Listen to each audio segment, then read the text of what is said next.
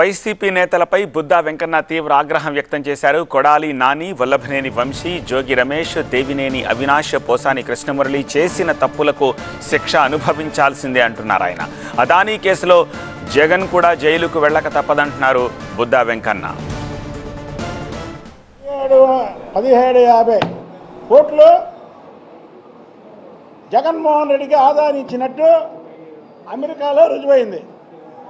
ఇక్కడ లేకుండా చట్టాలు ఇష్టం వచ్చినట్టు మాట్లాడి సారీ చెప్పడం కాదు, ఇష్టం వచ్చినట్టు మాట్లాడి నేను వెళ్ళిపోతున్నాను సారీ ఆ రాజకీయాలు నా జీవితంలో మాట్లాడడం, లేకపోతే గడ్డను ఆ మేసాలు పెంచాటో పులి ఇటో పులి పెట్టి నేను పులిని అని చెప్పుకోవడం అలా ఉండదు. అక్కడ జగన్మోహన్ రెడ్డి అమెరికా వెళ్ళాడంటే ఇంక ఈ రాష్ట్రానికి రాడు.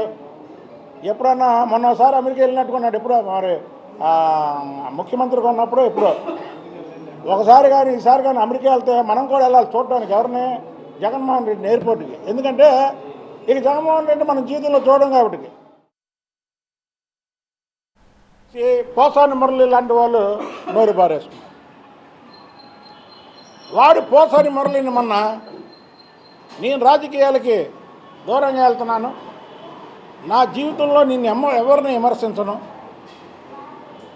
అని ప్రెస్ మీట్ పెట్టాడు. ఈ పిరికి బంధులిద్దరూ సోషల్ మీడియాలో